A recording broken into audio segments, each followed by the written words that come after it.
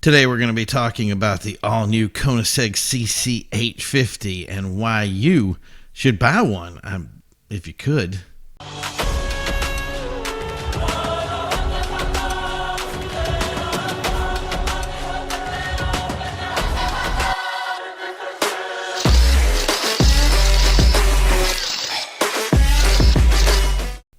Hey everybody, and welcome back to Carside Chat. I am your host, Primo, and today we're going to be talking about a litany of really cool things. So I have a lot of things to get to today. If you tune in, I want to thank you. I hope it's on all the different platforms that we're on, like YouTube, LinkedIn, Twitter, Spotify, Amazon, all these crazy places that we are out there. If you're out there, make a comment in the comments area. Let us know that you're listening to the show. We'd love to hear from you and what kind of topics you want to hear, especially the luxury supercar market, which is kind of where we trample around quite a bit.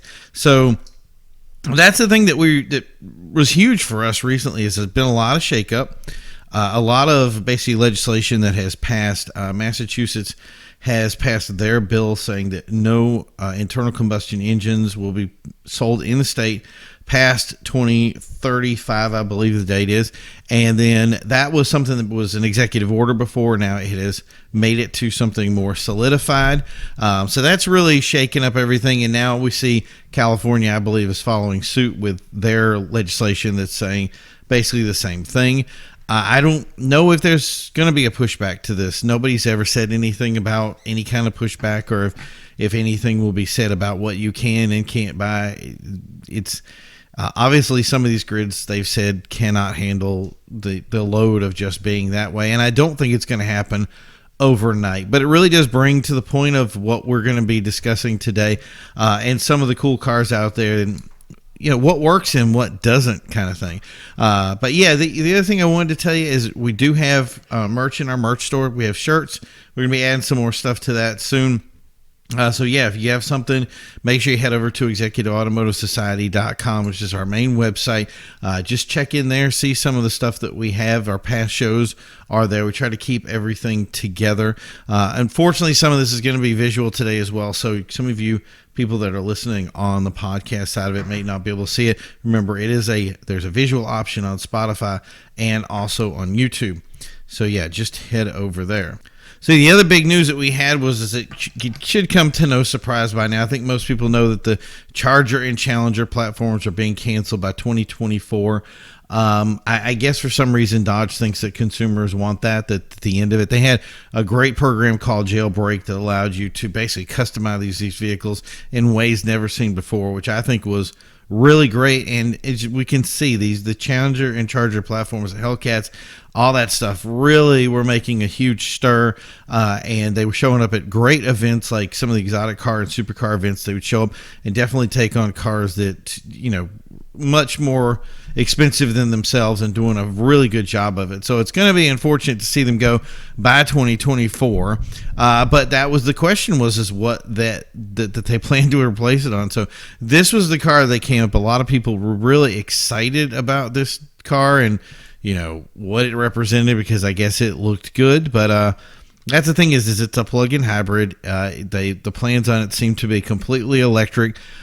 They even said things like this car was going to be loud. It was going to have a shifter, all this other stuff. I really wonder how that's going to play out when it comes to some people saying there's going to be speakers in it that are going to make the noise, which I think is the dumbest thing ever. But no, they said later that there's basically like a tubing of some sort that's pulsing air through it, so it's going to make it loud that way.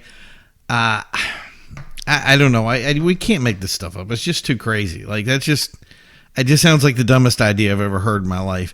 But yeah, you know what, guys? Just this is something, and we're going to talk about this more today. Just keep it simple.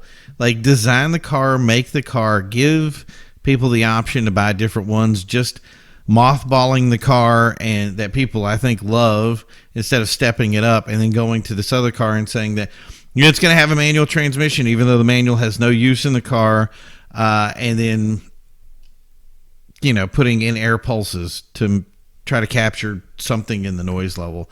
It's not the same. And this is not saying don't make an electric car. By all means, make an electric car. Make this car. Make this something that is part of your lineup. I think it would be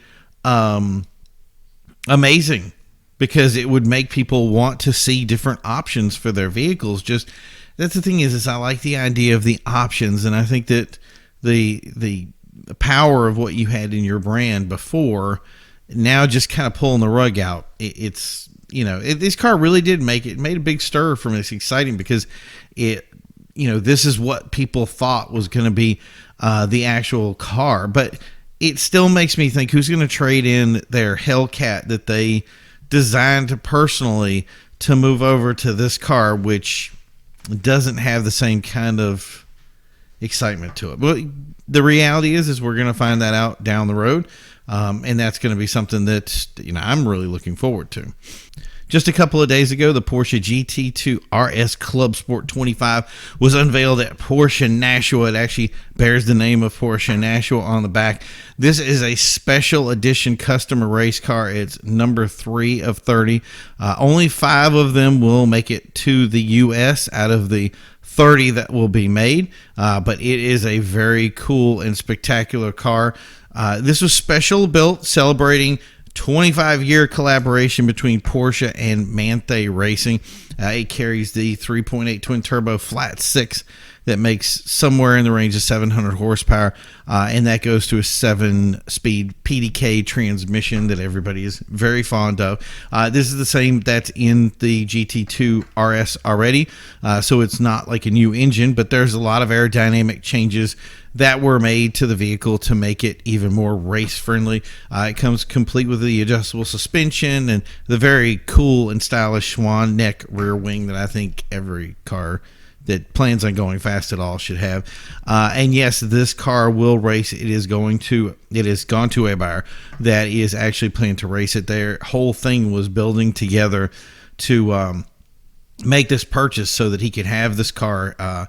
He actually won first, second, third, and fourth in different racing for Club Sport Racing. So it is going to somebody who is an accomplished racer, and I'm hoping to see more from that. Keep your eye out for these cars as they come around. So thanks, Porsche Nashua, for sharing some of the details with us about the car. And I also want to thank our photographer, Evan Andrews, for his pictures. Make sure you go to his IG page at Evan Andrews, and link here so you can see it and check out some of the more pictures from his awesome coverage of the event.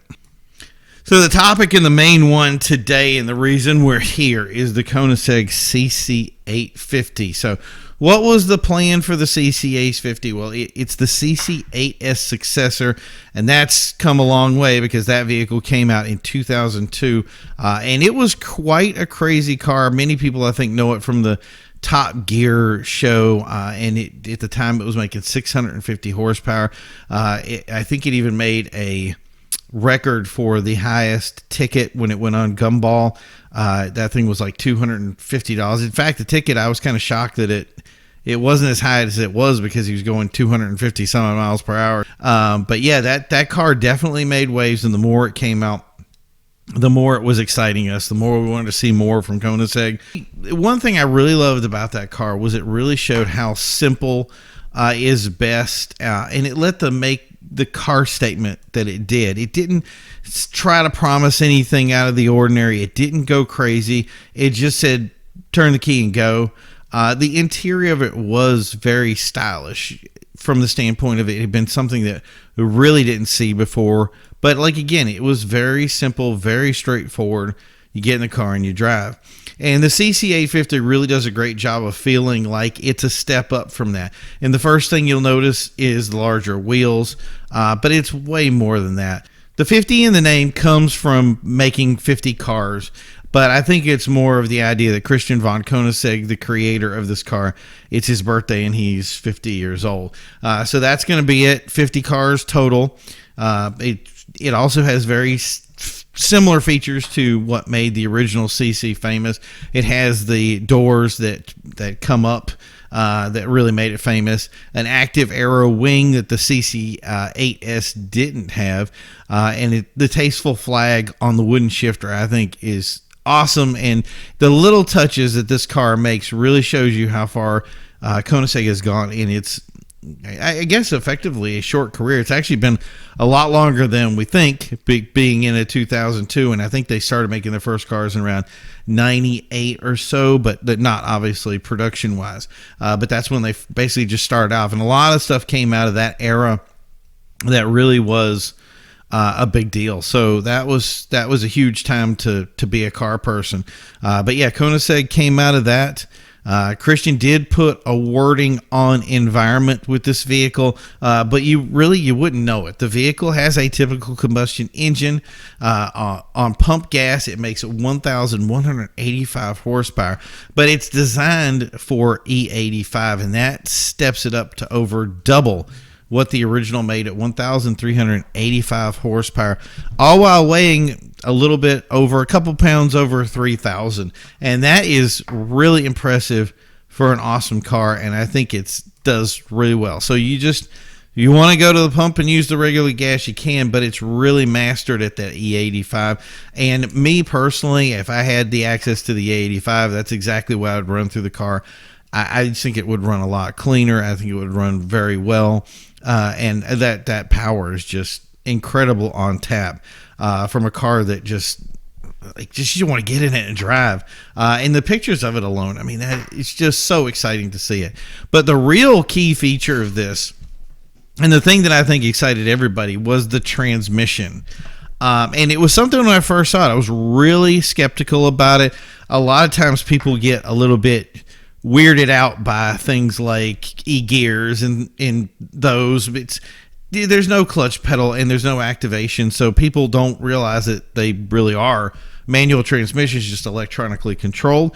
So Koenigsegg wanted to bring back that direct feel. So they made something and they called it TWMPAF MPC. This continues a long history of Koenigsegg making names that nobody will ever be able to remember, but just in case you have a good memory, the F stands for the world's most powerful and fastest manual production car.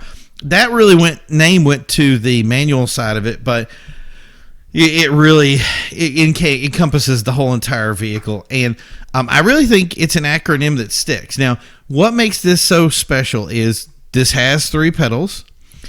In effort, if you go all the way over, it's a 9-speed automatic gated shifter. So you can push it all the way to the right, all the way down, and now you're driving an automatic. But if you don't, you can just push it up, and this switches it into a gated shifter, and the clutch is an active pedal. It's actually actuated into the clutch area, where when you press the pedal, you're going to get the feel of the actual manual transmission.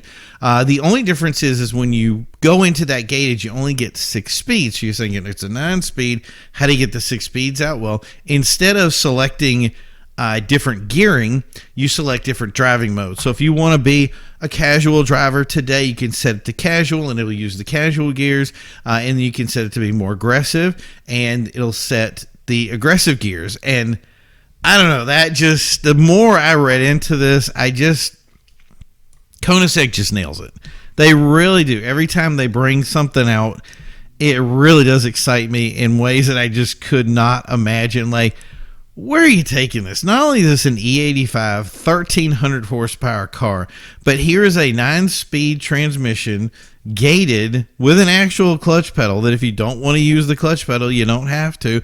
But if you really want to, you can have the feel that is really associated with being a manual. And it really makes me want to look at other car companies and go, are you paying attention to this?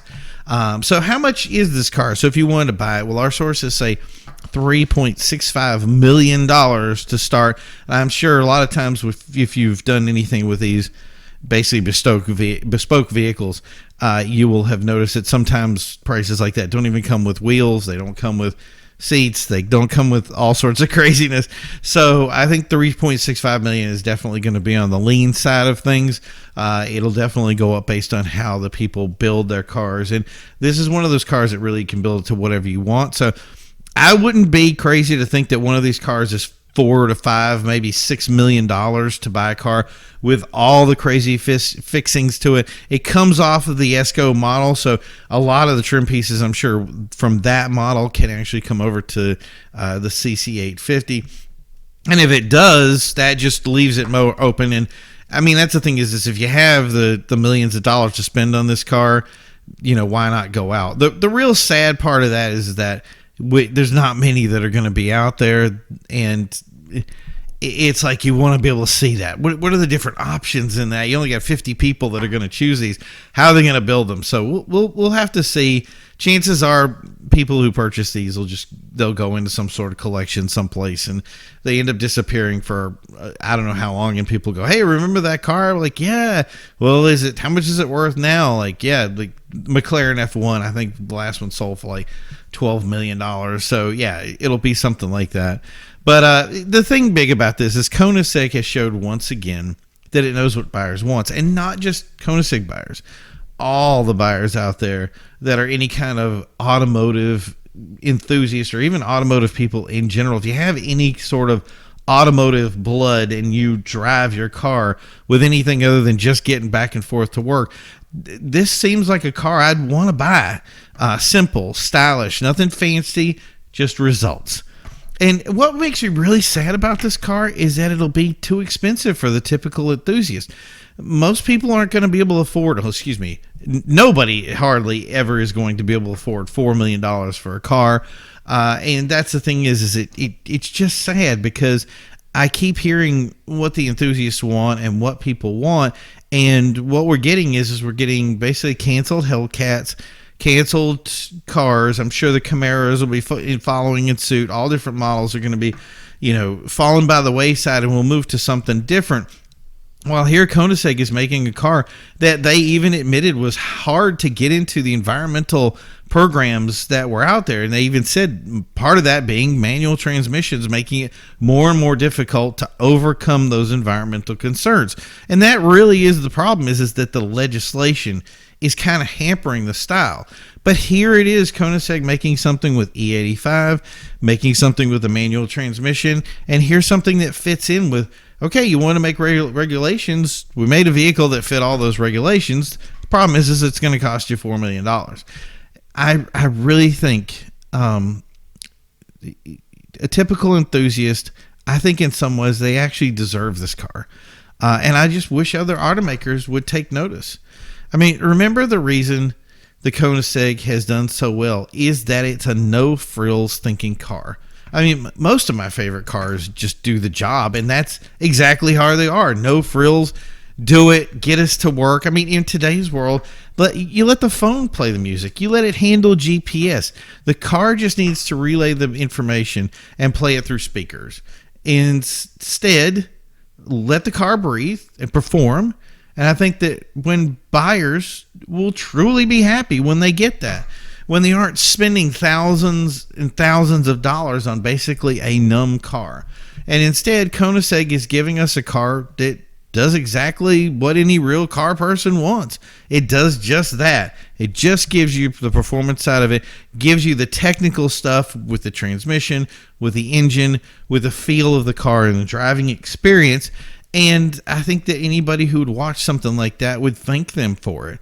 And like I said, if it checks all the boxes while not filling in the blanks on those boxes, then I think the car is a win-win one way or the other. So for all you guys out there that can afford a CC850, excellent job. I can't wait to see one. I hope our local Koenigsegg dealership has one. Thankfully, I live in an area where people actually can afford some of these cars, so it makes it, there's a plausibility that I may see it, but we don't know where these cars are headed to yet.